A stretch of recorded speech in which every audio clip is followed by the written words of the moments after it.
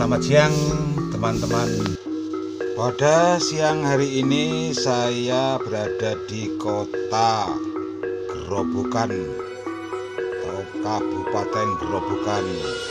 Yang lebih tepatnya sekarang saya ada di pertigaan atau bundaran Getas. Seperti Anda lihat teman-teman, di sini ada pertigaan untuk jalan yang lurus. Di hadapan Anda itu jurusan Blora, Surabaya. Adapun yang kanan ini adalah jurusan Solo, jurusan Semarang.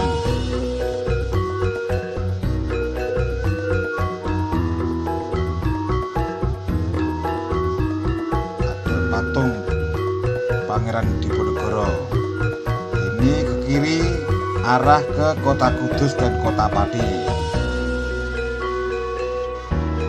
Perjalanan saya kali ini saya akan ke Desa Selo, Kecamatan Tawanharjo, Kabupaten Gerobokan, yaitu tepatnya di makam Ki Ageng Selo.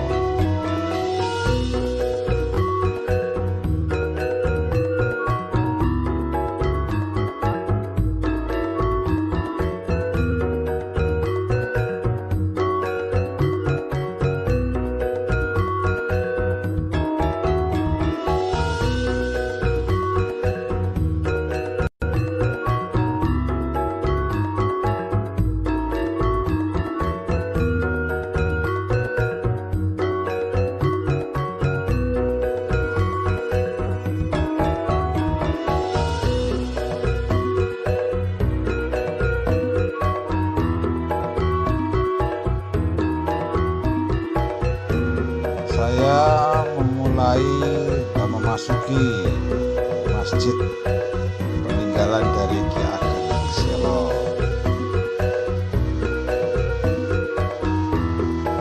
Itu yang nampak sokap atau coklat itu masjid asli dari Ki Ageng Selo.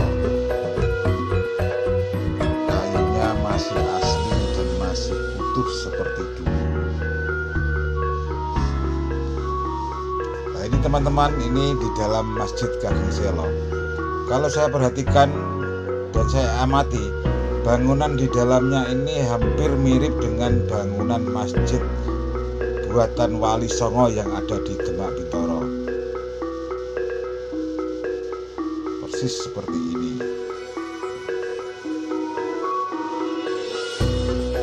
Kayu-kayunya masih utuh teman-teman. Bisa Anda lihat sendiri.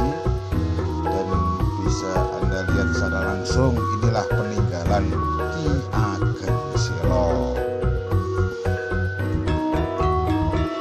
Setelah ini tentunya saya akan masuk ke komplek makam Ki Ageng Selo yang tempatnya ada di belakang masjid.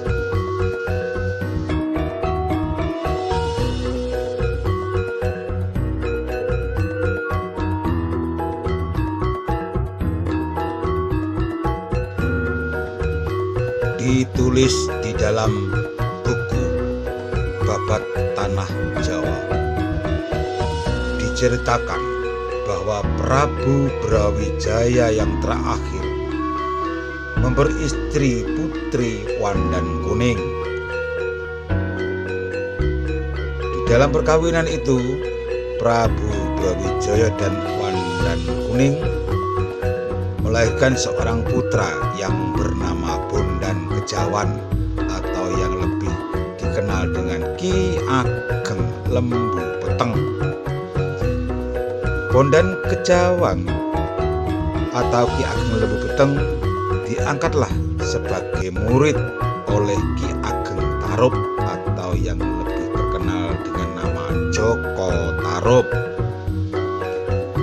Lama-kelamaan Ki Bondan Kejawan akhirnya dijodohkan, dinikahkan dengan putri Ki Ageng Tarup yang bernama Dewi Nawangsih, yaitu yang didapatkan dari ibu seorang bidadari yang bernama Nawang Wulan.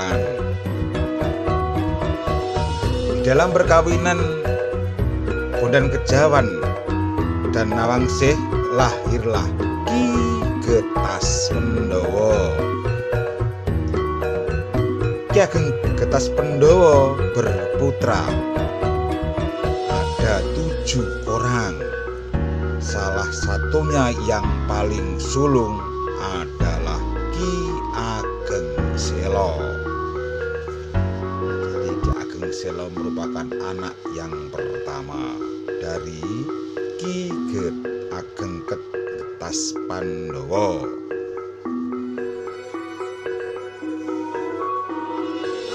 Di komplek makam rupanya terdapat makam umum.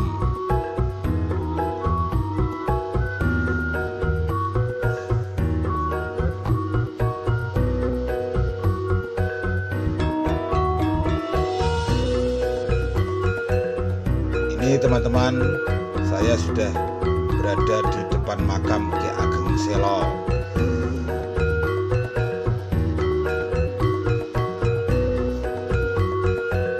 Tapi pintunya tertutup dan terkunci. Ki Ageng Sela gemar bertapa di hutan dan di gua, di gunung sambil bertani menggarap sawah. Petani. Suatu sore sekitar jam 3 habis asar, Ki Ageng Sela pergi ke sawah untuk mengerjakan sawah. Rupanya pada waktu itu mendung gelap, petir menyambar-nyambar. Dengan kesaktian dari Ki Ageng Sela, Ki Ageng Sela dapat menangkap petir atau bledek dalam bahasa Jawa. Dengan pergulatan dan pertarungan yang sangat seru, akhirnya bledek atau petir dapat ditaklukkan dan dikalahkan. Lalu akhirnya diikat di pohon gandrik yang seperti Anda lihat ini. Ini namanya pohon gandrik, yang konon ceritanya tempat untuk mengikat bledek atau petir yang ditangkap oleh Ki Ageng Sela itu. Ki Ageng Sela mempunyai murid yang paling dicintai, yaitu Joko Tingkir Mas Karebet atau Sultan Hadiwijaya, yang kemudian menjadi sultan di Demak dan memindahkan Kesultanan Demak Bintoro ke Pajang. Ki Ageng Sela sendiri mempunyai 7 putra, diantaranya adalah Kiai Ageng Nis. Kiai Ageng Nis berputra Kiai Ageng Pemanahan.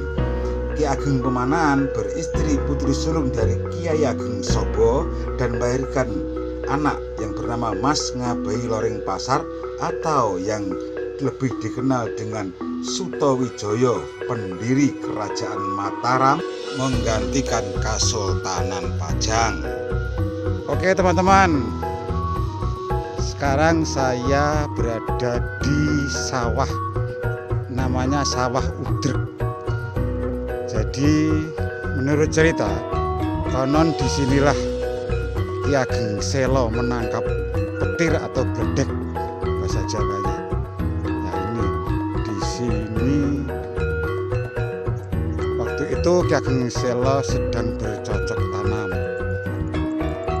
Datanglah petir atau bledek. Dengan kesaktian Ki Ageng Sela, petir atau bledek itu pun dapat ditangkap oleh Ki Ageng Sela walaupun dengan peperangan dan pergulatan yang sangat hebat. Inilah sawahnya. Ini sawah Udrek di sini. Sawah Udrek ini. Nah, ini ditengarai atau ditandai oleh masyarakat setempat sebagai tanda bahwa disinilah dulu Ki Ageng Sela menangkap petir atau bledek.